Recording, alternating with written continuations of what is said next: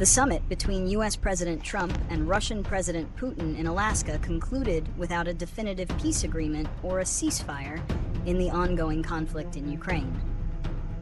While both leaders described the talks as productive, Trump stated, "There's no deal until there's a deal," and acknowledged that while progress was made on many points, one is probably the most significant, but we have a very good chance of getting there. Following the meeting, Zelenskyy announced that he will travel to Washington, D.C. for a meeting with Trump to discuss a potential path forward.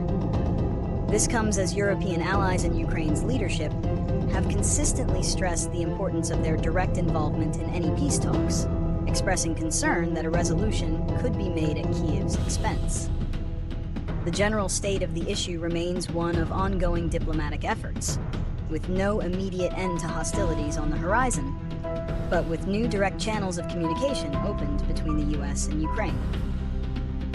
Zelenskyy's call for Trump to show America's strength is rooted in the fear that a peace deal could be made at Ukraine's expense.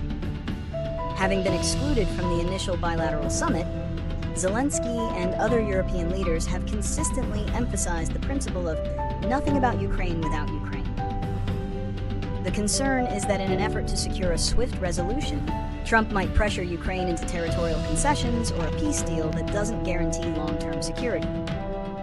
Zelensky's statement serves to remind the U.S. and the international community of Ukraine's sovereignty and its position that a just and lasting peace must be based on a respect for its territorial integrity.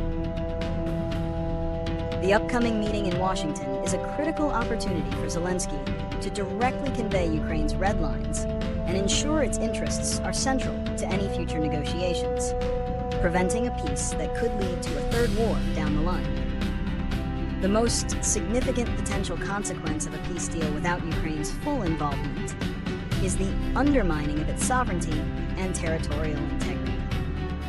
A peace treaty brokered solely between the U.S. and Russia, particularly one involving territorial concessions, would effectively legitimize Russia's aggression and set a dangerous precedent for international relations.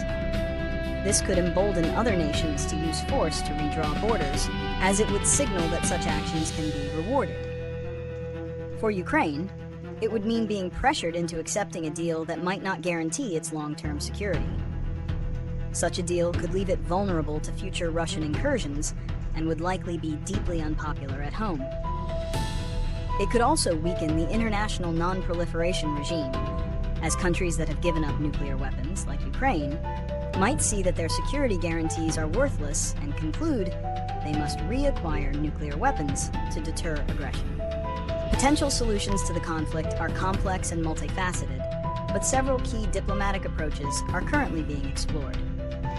A primary solution is a trilateral negotiation involving the U.S., Ukraine, and Russia, a format supported by Zelenskyy himself. This would ensure Ukraine's direct involvement and prevent a settlement from being imposed from the outside.